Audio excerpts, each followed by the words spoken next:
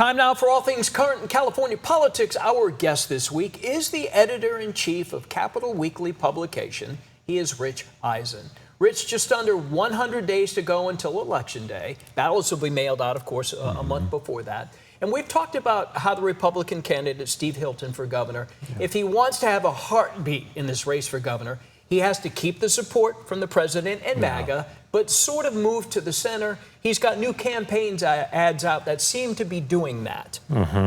Well, certainly that's the attempt. Right. As you noted, he's absolutely got to be able to do that if he's got any chance at all of making inroads with the undecideds. As we've noted before, both of these men have got their base locked down. This is not a question of whether they're going to get Democrats and Republicans. They are.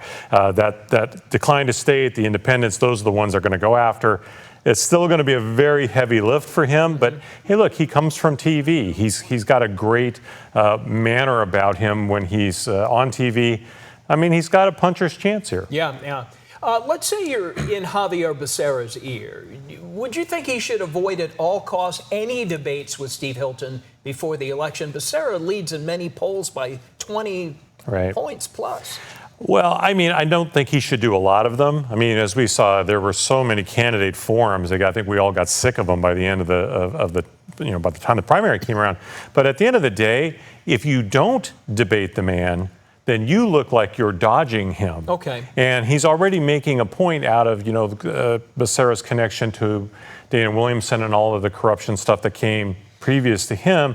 I think it would be a mistake to avoid him entirely. Well, you remember when Joe Biden was running for president, they said he was hiding in his basement. Right. He effectively avoided a lot of contact with the opposition, and some could say successfully. Well, and it's a challenge. You don't want to breathe any life into your opponent when you've got him down. So, I mean, I think it's a fine line to be walked, but I think, a couple or three would be normal. Okay. That's very traditional. Anything beyond that, I don't think there's any reason for Becerra to do that. All right, so there will be a debate. Just how many? I think there will be, yes. So where is California on climate policy, assuming Becerra wins as next governor? Tom Steyer talked a lot about climate. Where will California be with climate with either candidate going forward?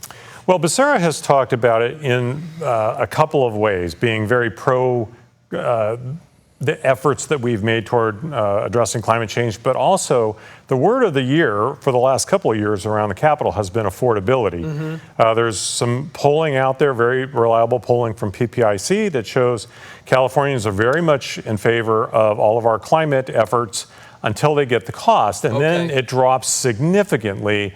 I think, Becerra is probably going to be more inclined to try to, really find a fine line, find middle ground. That's what I think. Okay, California's minimum wage is going up. What are you hearing about that, and how's that happening?